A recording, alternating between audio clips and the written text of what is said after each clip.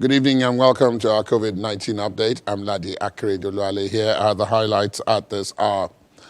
UN Refugee Commission, Adamawa State Government, Channels Television and partners lend helping hand to young girls in IDP camps in the state. Zamfara, Kano and Enugu Unity Schools reopen amidst COVID-19 compliance protocols.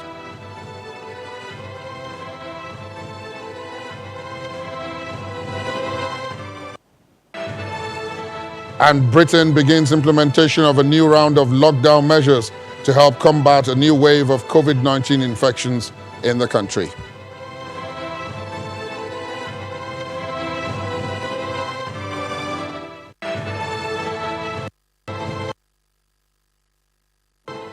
We'll get to the story on the helping hand in Adamawa State in just a moment, but let's begin from Niger State, where over 300 primary schools across 25 local government areas of the state have reopened months after they were closed down due to the spread of COVID-19. The state government is, however, concerned about the safety of the pupils and has distributed protective equipment worth millions to the management of the institutions. This is as the cases of COVID-19 in Niger State hit 262. Emperor Simon has more.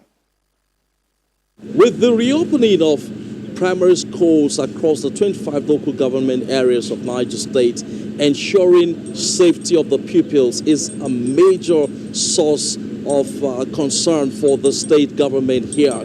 But the Universal Basic Education Board in the state is not leaving anything to chances, and that's why the board has gone further to distribute safety equipment to the primary schools. Now, behind me are some of this equipment, which include washing hand soap, basins, as well as fumigators. The board is optimistic that if this equipment are used judiciously, then the safety of the pupils can be guaranteed.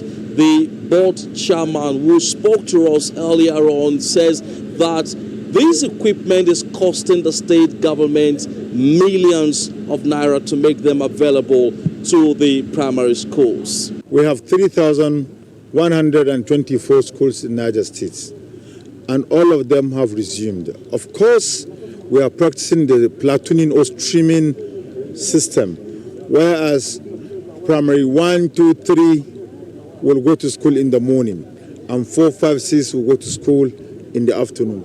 Where the population is very high, we have divided them into 3 streams.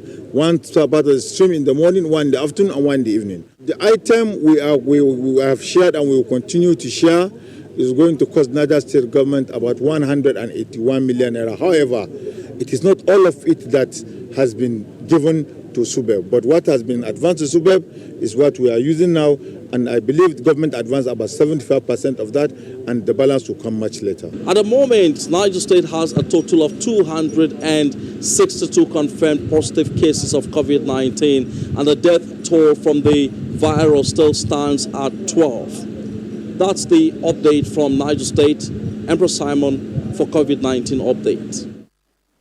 From Niger State to Zamfara State, where the federal government girls' college in Gusau has put measures in place to control the COVID-19 pandemic as its students resume after over 6 months of staying at home due to COVID-19. The students were seen observing all protocols as they set up for academic activities. Federal Government Girls College Gusau wearing a new look with boldly written notice to guide against non-adherence to safety guidelines. School authorities have put measures in place to control the spread of the virus as students resume after over 6 months of staying at home owing to the global health emergency. Within the school premises, this isolation center is available for the separation of any students with the symptoms of the virus to prevent its spread to other students. For these students, staying at home was an unpleasant experience. They are pleased, however, with the arrangements. And now that we are back from the holiday, we are very excited to see how the school is ready for our academic education to continue. The school is ready, everywhere is clean, social distance is observed. We work with our sanitizers, we wear nose masks, and there is social distance in both classes, hostel, and our dining hall. And there is tap and water everywhere with sanitizers that we can use to wash our hands and our legs. Everything is all right in the school. The grasses are cut, everything is normal, and we are ready to learn. We have been at home doing nothing, no education, though we have some set of educational media that we can watch, and at least we can learn some things, but it's not up to the one that we are learning in school. So we are very happy for resuming back to school again. Presently, Zamfara State has no caseload and still not testing for positive cases. As these students strive to excel at their studies, to be the first among equals, it's expected that the compliance should be maintained. Moving on to Adamawa State, where government has warned that any school, be it public or private, which violates the COVID-19 protocols put in place for the resumption of school activities will face the consequences. This warning was given by the State Commissioner of Education and Human Capital Development in Yola. According to the Commissioner, the state government cannot afford to toy with the lives of the young ones who are the country's future, and that's why the state government is taking the compliance to the COVID-19 protocols very seriously. Yola, the Adamawa state capital, gradually returning to normal after months of slow pace of activities. A directive by the Adamawa state government for all schools in the state to resume academic activities falls in line just as schools in other parts of the country are also resuming academic activities after 6 months of closure. Channels Television's crew in Yola, the state capital, is out to check the level of compliance of both public and private schools with safety protocols. In some of the schools visited, there are partial or non-compliance by both students and teachers. While some are wearing their face masks, others don't care. Some of the teachers say they're doing their best to enforce adherence. The turn-up is very encouraging, and at the same time I give them, there's a form, we give them the consent form for testing the students on COVID-19. So this form are distributed to the students. They will take it to their parents, so that the parent will fill it at any time the student is called upon for testing. The consent will be given to the people that will do the testing. We had an assembly, and we also advised the students to keep social distance within the class and outside the class, and we also advised them that when they are coming in, that they should wash their hands and their temperature should be checked. And also some of them came with their face masks and others did not. So we advised them that by tomorrow, none of them should come to the school without face mask. No face masks, no entering the school. Adamawa State ranks 30th on the NCDC caseload table with 17 casualties. The state government needs to embark on community testing to curb the spread of the virus across the board. We're staying in Adamawa State, where the United Nations Commission for Refugees, the UNHCR, in collaboration with the state government, Ministry of Women Affairs, Channels Television and other partners, have distributed dignity kits to girls living in internally displaced persons camps in that state. The distribution is aimed at supporting the girl child living in the IDP camps to understand the need to realize her self-esteem and the opportunity to aspire and contribute their quota to the society in spite of the conditions they find themselves, which is believed to be temporary. The present situation of internally displaced women and children across states no doubt needs reassessment to determine adequate interventions by government and organizations. Such intervention includes shelter, food, water, clothing and sanitation, among others.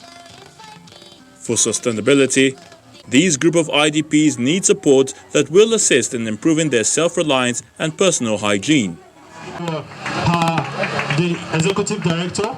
Such interventions by organizations go a long way in helping the IDPs survive the physical and mental trauma faced. That is why this intervention is timely.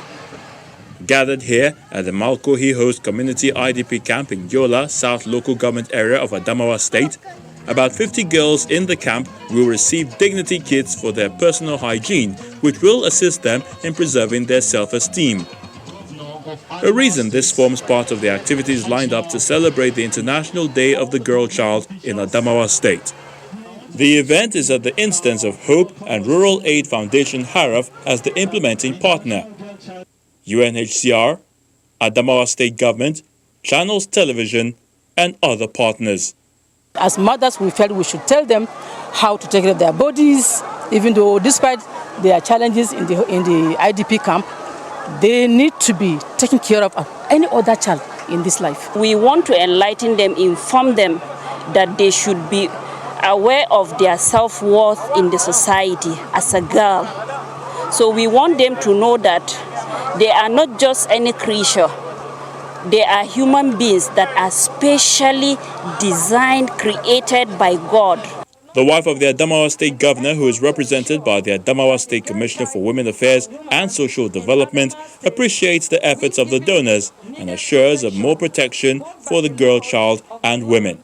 I urge you to demonstrate commitment by accepting the campaigns and also urge governments, individual, philanthropists, and non-governmental organizations. Invest reciprocating this gesture by being responsible to your parents and the society at large. One of the beneficiaries of the girl child intervention in the camp describes the gesture as a good sign for better things to come. By that contribution that you brought to us, we are really happy, and I know it will help us, it will protect us. Considering the challenges confronting the girl child in the IDP camps across the region, there is need for deliberate effort by government, agencies, and the private sector to make recovery efforts on the IDPs. We're staying in northern Nigeria, but this time in Kano, where parents, teachers, and students are heaving a sigh of relief as the federal government asked all Unity schools to resume the academic session. The Unity School in Kano, that's the federal government college in Kano, is busy with students resuming in compliance to the COVID-19 directives to ensure the safety of children while in school. So glad and excited because it's been a long time since we are home. Everywhere was just bored. It's just for us to be at home without any studies, but we are now back to school. Everyone excited to meet our fellow students and also our teachers. We bring hand sanitizer, face mask, observing social distancing, wash your hands regularly with soap and running water. In the southeast, the federal government college Enugu has also resumed activities after 6 months of lockdown occasioned by COVID-19. Both the principal and students, who were excited to be back, said the resumption will enable them make up for the time schools were not in session. We have put in place all COVID-19 guidelines for resumption. Starting from the gates, we have sanitizer, hand washing machine, we have soaps at various spots. When you are coming into the office, you saw one downstairs. We have at the hostels, we are at the entrance to the hall, at the clinic, in front of all classroom blocks. Each student came in with 5 face masks, and since we were moving around, you can see them using it. So no face mask, no entrance. So the school is quite prepared for student resumption. I was praying to come back, and thank God I'm back. And we are going to keep complying with the rules to keep ourselves safe from the disease. The Medical Laboratory Science Council of Nigeria says all 46 rapid test kits submitted to it for validation by some local and foreign manufacturers failed to meet the expected performance requirements and cannot be deployed for the testing of COVID-19 in Nigeria. Speaking at a news conference in Abuja, the registrar of the council noted that while many of the validated test kits did well in their specificity requirements, the manufacturers need to improve on the sensitivity and accuracy requirements of the kits. He cautions against the deployment of the kits, calling on all local manufacturers and government agencies who claim to have developed rapid test kits to submit same for validation by the council. The 22 rapid test kits being reported upon, though they fulfill the requirement of being a rapid test kit, that means you don't need any equipment, you can get your results within 15 minutes, but they did not meet that standard of 95%. Although some of the kits demonstrated relatively good specificity, as you could see, some had, one or two had about 100%, 97. But these same kits have very poor sensitivity and they are not suitable. And for any kit to be suitable, it must meet both the specificity and the sensitivity. That is why they are not recommended. It is to be noted that the 22 rapid test kits in this report have not, I repeat, have not met the expected performance characteristics of sensitivity and specificity to qualify them for deployment for the purpose of testing in disease surveillance and routine diagnosis in Nigeria. And the National Union of Textile, Garment and Tailoring Workers of Nigeria is demanding a further reduction in the interest rates of the central bank's intervention facilities from 9 to 5%. The president of the union, Mr. John Adaji, also wants an extension of the one-year moratorium from March 2020 on principal repayments from the same facilities to be pushed forward due to the devastating impact of COVID-19 on the textile industry. As COVID-19 still does not have any known cure, the need for increased awareness and proper attention to sanitization and some personal hygiene at our homes and workplaces remain extremely important. We demand for massive public spending on public health. We also commend in particular the central bank for the direct intervention to ameliorate the impact of the COVID-19 pandemic on the economic and the textile industry in particular through palliative. We equally demand for further reduction in interest rate and extension of the moratorium given the devastating impact of COVID-19 on the textile industry. Since the outbreak of COVID-19 in Nigeria, Ebonyi State has confirmed 1,042 cases. 1,008 persons have been discharged from its isolation center, and it has just 4 active cases. But there have also been 30 fatalities. Social distancing, the use of face masks and other safety protocols as part of measures stipulated by authorities to contain the spread of COVID-19 have been widely known, but this practice is far from becoming commonplace among residents and traders in the state. As monitored at the international market in the state capital, Abakaliki, most of the traders who attend to their customers are not wearing face masks. Most of them, however, make use of alternative materials like handkerchiefs once they sighted our cameras. Some attributed the development to the slight drop in cases recorded in recent times and the inconveniences occasioned by the use of the masks. When they will come, I will allow them to wash their hand first, and they give them the sanitizer for their hand. They will cover their nose as well, because normally from home they will cover their nose to this place. And then when they reach the gate, they will test them first. They will do wash hand, and then when they come my shade, they will wash hand. When they wash hand, me too, I will bring the yam out, and they will ask me for the price. I will sell for them, attend to them. When they finish, they will still wash hand, and I will do wash my own before they will go. First of all, I will sanitize my hand with soap. Then after selling to my customers, I will still wash my hand before I collect money. Then sanitize my hand again. Let's take a break at this point on our COVID-19 update. When we return, I will bring you the update on our caseload in Nigeria, as well as take a discussion on all the issues that have been raised by these stories. Please stay on with us.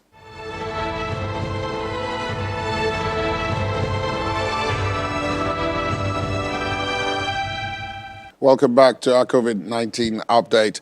The Nigeria Center for Disease Control, the NCDC, has announced 164 new cases in 24 hours from 14 states and the FCT. It saw Lagos leading the pack with 64 cases, followed by the FCT, which had 26. Enugu 20, Kaduna 11, same with Oyo. Plateau had 8, Ondo 7, Anambra 4, Nasarawa, Osun had 3 each, Ebonyi, Imo 2, Benue, Katsina, and Ogun had 1 case each. More people also recovered from the virus, 208 in the last 24 hours in 10 states, including the FCT. Enugu discharged the highest at over 100 patients. That's 103 to be specific. Plateau had 52, Rivers 23. The FCT and Imo each discharged 10 patients. Ekiti and Niger discharged 3, Ebonyi 2, and Katsina and Osun discharged 1 patient each. The country recorded no deaths in the last 24 hours, so the number remains at 1,115, a case fatality ratio of 1.8%. Let's talk to Dr. Abi Abraham, consultant public health physician, who's joining us via Skype from Lekki. Good evening, Dr. Abraham. Thank you for your time this evening. Good evening. It's really nice to be here. Last time you were here, we were talking about schools. At that time, many of them had not, in fact, reopened in terms of those that had boarding facilities. But this week, yesterday, today, and for much of this week, a number of them will have been reopening right across the country. Today, we saw a number of reports from the northern parts of the country, Zamfara, Niger, Adamawa, and a number of other places. I'm just wondering, do you harbor any fears about schools that have boarding facilities, in which case the children don't come and go back home? Once they are there, and the parents go away, they are left in the hands of the school administrators. You know, I think this is plus and minus, because there are 2 ways to look at this. The first way you can look at this is that you have a contained population, and they are there 24 hours of the day.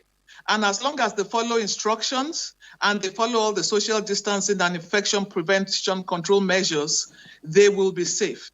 But on the other hand, you have a situation where you are in a contained environment, and any little infection can spread the virus like wildfire.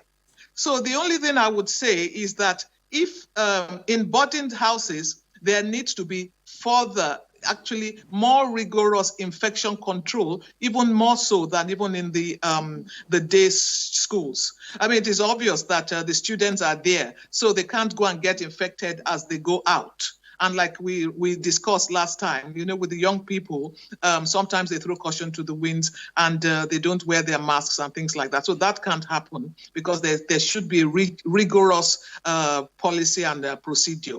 But again, in the boarding schools, there cannot be any relaxation, because this is a community setting and it's a closed setting. And they are actually closer to themselves than if they were in the day school. So I think it's a plus and minus on that level, really.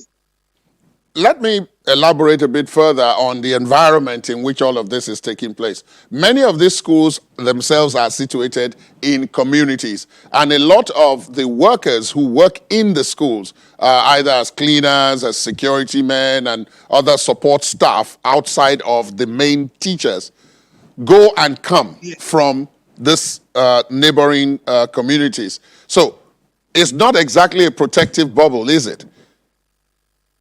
No, it isn't. I fully agree with that. In that case, what do we do? How does one ensure that this doesn't become a bigger problem?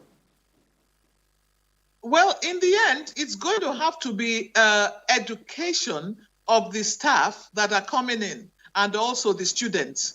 Because like, even in day schools and all that, we have staff who go in and out and who could also be vectors of infection. So I think, it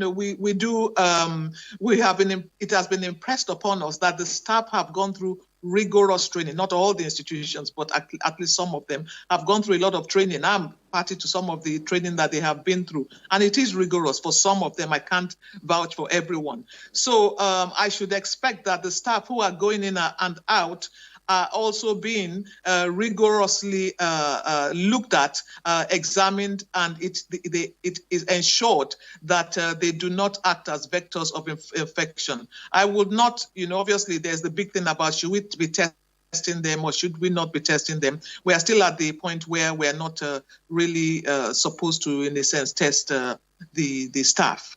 So again, it all has to be rigorous infection procedure control, but the staff have to, they really, really have to watch it very, very closely. You talked about infection prevention and control. There were those, when the first set of schools were to reopen, I believe that would now be about 2 months or 3 months ago, when they were talking about sitting for the WAEC exams. And there was all this controversy over whether or not they should test each and every student for COVID-19 before they get into the school and then submit them for regular testing subsequently, so that the kind of epidemic or outbreak that you talked about that could easily happen could be quickly found out and contained before it became a problem. Do you think that is a good idea, especially now that more and more of the institutions are reopening?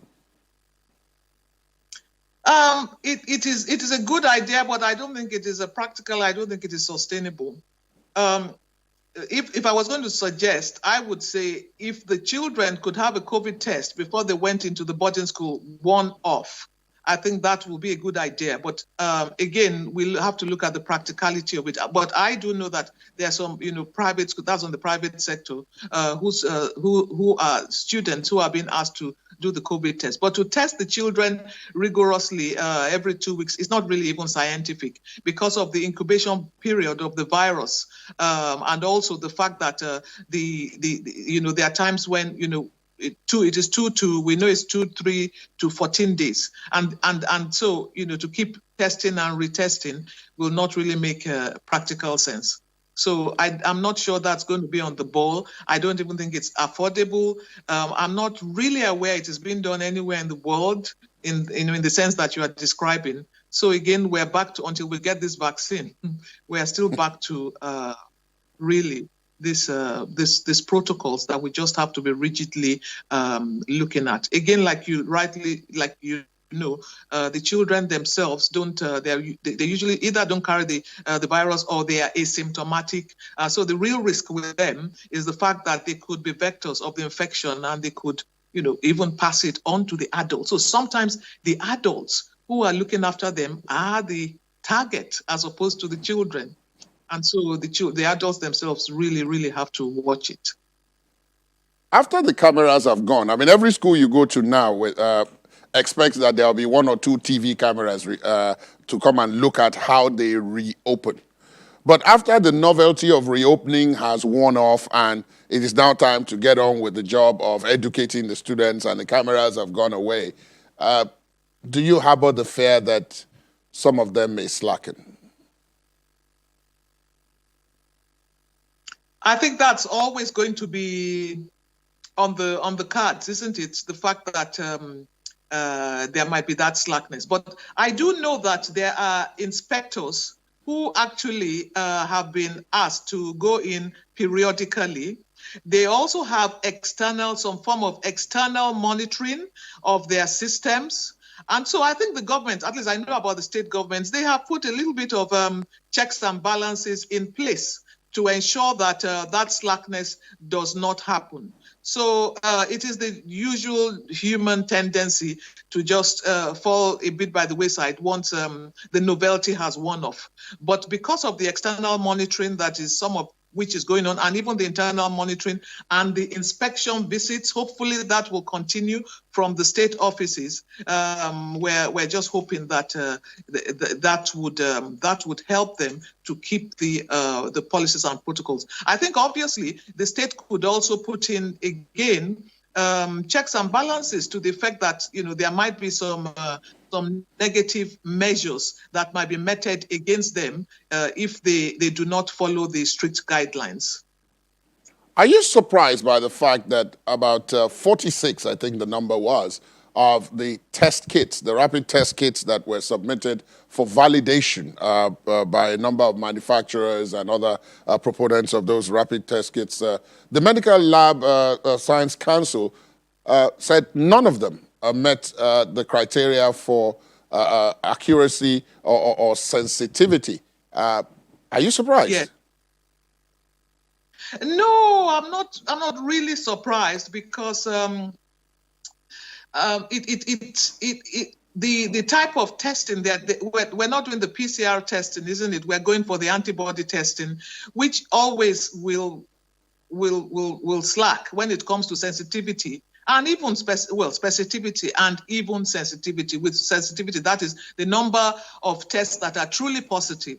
And with specificity, it is the number that are truly negative. If you think about how the virus itself works, by the time you are getting to the antibody level and trying to gauge the antibody reaction, you get to a stage where it gets a little bit muddled because, like we've said before, the incubation period is 2 to 14 days. So when does the person actually get antibodies? It's difficult to tell. We're really in early stages with this COVID thing. A lot of these tests, like you probably would know because you're quite wide with your knowledge. A lot of these tests take 15 years to develop, including the vaccines. But we're just pushing now because of the enormity of the problem and the emergency of the problem. We're pushing on all fronts. So I'm not really surprised.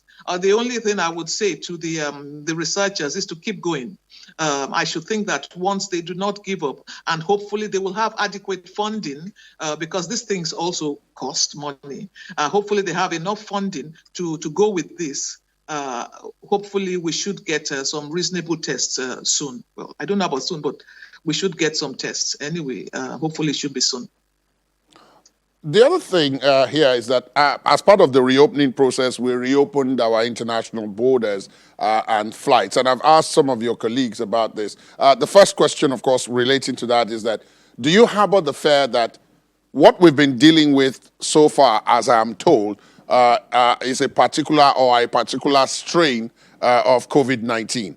Do you harbor the fear that with this reopening, already, the PTF, the Presidential Task Force on COVID-19, says that 22 of the people who have come in so far have tested positive, even though they didn't talk about this aspect of it. But do you have a fear that we could then be dealing with different strains of COVID-19 from the ones that we have dealt with so far?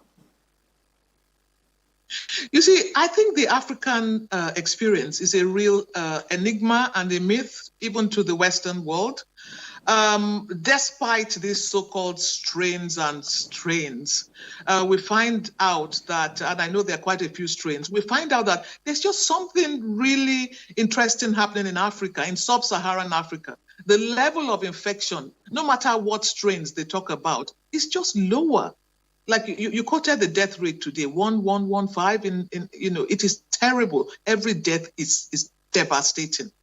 But compared, 1.8% is our ratio. Compared to other parts of the world, it is really, really, really good. And so I am not fearful of the strains because I think whatever is protecting Africa, which the world still doesn't know, the researchers are working on, whether it's the vitamin D, whether it's the genetic makeup, whether it's the malaria, whatever it is that is protecting Africa, at least sub-Saharan Africa, I'm hoping that we will continue this way. Like many strains have entered, even when the NIMR did their initial test. There were quite a few strains that they isolated. So it's difficult to tell, but I'm also hopeful that, like I say, whether it's the sun, whatever it is that is pushing this virus a little bit far from us, that is the edge of the virus, will continue to hold. We're also in Africa, at least in Nigeria, moving into the dry season, which is an excellent time because obviously we know that it's not as heat is quite a good thing for it. So I think we have many factors here, more than actually the fact that there are different strains that are coming in. And I think, but again, I will keep saying it, we just still have to be careful. We just cannot let down our guard at all. And kudos to those who've managed to isolate the numbers of people who came in with COVID. The vulnerabilities that we have, one or many would have expected that they would reflect in the amount of resources that will now be pouring into our health sector facilities, personnel, and all the other things. And that was reflected. The budget submitted by the president, the budget proposal submitted by the president had a multi-fold increase in the allocation to the health sector. But there are those that fear that this is not going to go where it's supposed to, and it's going to be swallowed up by overheads and recurrent expenditure. If you were to be told, or if you were to be told to identify some key areas where that should go, where would you say they should focus on, given our experience in the last 7 months? Well, I would say number one, it needs to go into primary care. Because primary care really is the bedrock of society, and it also needs to go into research. I will look at those two areas very, very carefully because research is something that needs to be really undertaken so that we will get ahead of this virus. So if we're talking of budgets, the budgeting and for COVID, and I would say research, I would say primary care, and I will also say equipment and staffing and training. Those are the things I would really talk about, because if we had the proper primary care centers, if they were adequately resourced, we will catch this virus even at the grassroots. We don't need to be going into obviously secondary and tertiary care to sort it out, because prevention is possibly the only cure sometimes. And so I would really be looking at primary care. I will look at looking at research. One of the things you mentioned there is grassroots. The rural areas have largely been left out of the conversation about COVID-19, whether it's compliance or about training or about developments that have to do with COVID-19. Some would argue that that's where our next problem is going to arise. What do you think? That is a really difficult one. I think one thing the rural areas have in their advantage is the open spaces. You know that in the rural areas, there are lots of spaces, people do a lot of outdoors and all that. So I think that helps. But on the other hand, yeah, it is possible because, like I say, there hasn't been lots of education going on all there. Resources haven't really been shared in those areas. And so it is somewhere really to watch out for. Definitely, especially with regards to the resources, the human resources, the capital resources, the financial resources. It is somewhere to look out for, definitely, the rural areas and the grassroots. And I think resources really need to be allocated even on that level. Dr. Abi Abraham, it's been a real pleasure speaking with you this evening. Thank you so much for your time. You're welcome. Thank you very much. Let's go outside our shores now to the United Kingdom, where the Labour leader, Keir Starmer, has called for a short lockdown in England of 2 or 3 weeks to help bring down the rising rate of COVID-19. His call comes as members of Parliament approved the legislation to write a new 3-tier system for COVID-19 restrictions in England into law, with every area of the country classified as being medium, high or very high alert, suggested by Prime Minister Boris Johnson in Parliament on Monday. Our correspondent in London, Juliana Olayinka, joins us to discuss this and more. Another week, another televised news conference by British Prime Minister Boris Johnson, setting out new lockdown measures in parts of the country as he battles to gain control over the second wave. We are today simplifying, standardising and in some places toughening local rules in England by introducing 3 levels of COVID alert. Medium, with existing national measures such as the rule of 6 and the closure of hospitality at 10 p.m. High, with extra measures including a ban on indoor social mixing between households or support bubbles. And very high, for places where, without further action, the NHS will swiftly be under intolerable pressure. So, starting tomorrow, England will be governed by 3 COVID alert levels. The medium alert level will consist of the current national measures, which includes not mixing in groups larger than 6 and a 10 p.m. curfew for the hospitality sector. The high alert level prevents mixing between households. And the very high alert level means gyms, pubs and bars must shut. You must also remain in your region. That was fantastic, and you know that really helped. Under this new tier system, schools, universities and places of worship remain open. So far, only the Liverpool City region has been placed in the most serious risk, affecting 1.5 million people. Local residents and business owners have expressed concerns. In Liverpool, we're going on this tier 3. Why? We've got less pubs than London, less pubs than Manchester, but it's Liverpool that seems to get the blunt of it all. And if they are going to close our pubs, they're going to make any difference because they're all going to have house parties. People are going to still drink. People are still going to socialise. At least in the pubs, we again what the government wants. They are absolutely spot on it all. The people are sat down. They stand up. They put the masks on. Everywhere's clear. Everything all the time. If anywhere's safe, it's in a pub. The data reveals that the virus is surging in northwest England, but so too is unemployment.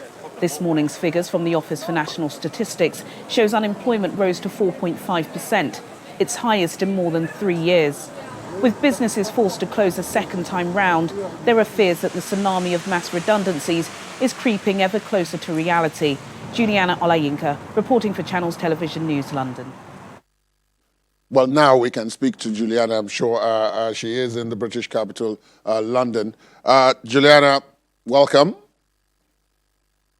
Hi, good evening. What is this 3-tier system about, and how does it differ from just plain old lockdown? Oh well, to be honest, it's not exactly that clear. I did try and spell it out in my report there, but as you said, Laddie, we've got more pressing breaking news, and that's that Sir Keir Starmer, the opposition Labour leader, held a televised news conference a couple of hours ago, and he demanded for an urgent 2 to 3 week national lockdown. Boris Johnson's, the Prime Minister's COVID-19 strategy for the second wave is being completely attacked from both sides. It's being attacked by scientists, it's being attacked by the opposition party, and it's also being attacked by members of his own Conservative party. Yesterday, he did outline this new traffic light system of alert. He says it's to simplify by putting particular regions in different levels. Most people in Britain are living under some sort of lockdown measure at the moment, but this 3-tier system was supposed to make it more simpler. So if the rate of infection is exceptionally high in your area, then only people within your area will be locked down. This has been completely shut down by all sides. And some people, I would say the majority of people, just don't think it's gone far enough. Rather than prolonging the agony for 6 months or until we get a vaccine, some are asking, including Sir Keir Starmer, are asking for this 2 to 3 week national lockdown, which means everybody will lock down apart from schools, so that we can try and get the COVID crisis under control in Britain. But will that really be popular in Britain, given what we know about the economic mess that is also being tried to be tackled alongside the COVID-19 pandemic? Another shutdown, even if it is for only 2 or 3 weeks, is likely to add to that problem, isn't it? Absolutely, it would add to the problem, but I think it's become crystal clear that the delicate balance that the Prime Minister has been trying to strike between keeping the economy ticking over and keeping the health of society going well is not going to work. It's one way or another. And again, there are calls suggesting that this three-tier system, putting people and some regions into lockdown and others, is just not enough. There is no scientific evidence that suggests that.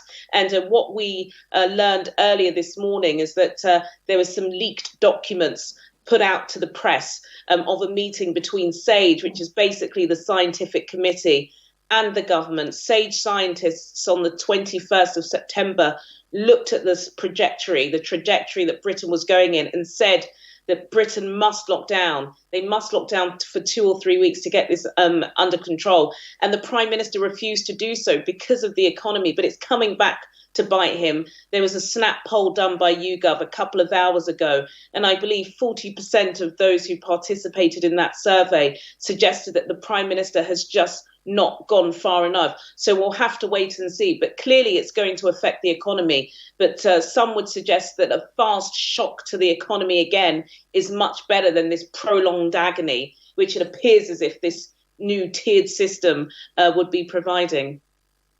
In London, where you are, Mayor Sadiq Khan is preparing the minds of residents like you for just that, isn't he? That there is going to have to be some more stricter restriction in the coming days. Yes, Sadiq Khan, the Mayor of London, who is a Labour mayor, by the way, he has been doing the rounds of media. He's not happy. He's been having lots of spats with Downing Street. I believe he's only been invited to 1 or 2 Cobra meetings. He was very swiftly disinvited once he became too vocal. He's been saying that London will very soon at least go from the medium to the high level alert, which would mean that people cannot mix between households. But, you know, are people going to listen? And some are even asking if Sadiq Khan is striking the right balance, considering, you know, the famed West End and London retail is completely devastated at the moment. You know, the traffic levels and the tube levels are just not the same. People are asking for solutions, but COVID-19 is causing havoc up and down the length and breadth of Britain. And Boris Johnson, the Prime Minister, even with an 80-seat majority, is on the ropes. It's getting very, very difficult now, and the choices are stark. All right, then. Thank you so much, Juliana, for that update. We do hope that at the end, the right decision for everyone is taken. Do continue to stay safe out there. And that's where we end our COVID-19 update for tonight. You can take a look at some of the stories you've heard on the program tonight, both local and international, by visiting our website, channelstv.com. There you have updates on all the safety protocols, as well as the numbers, the key numbers, that is, that could help you understand the COVID-19 pandemic a little bit better. We'll have updates at 6 and 9 tomorrow. I'm Ladi Akere Duluale. Good night.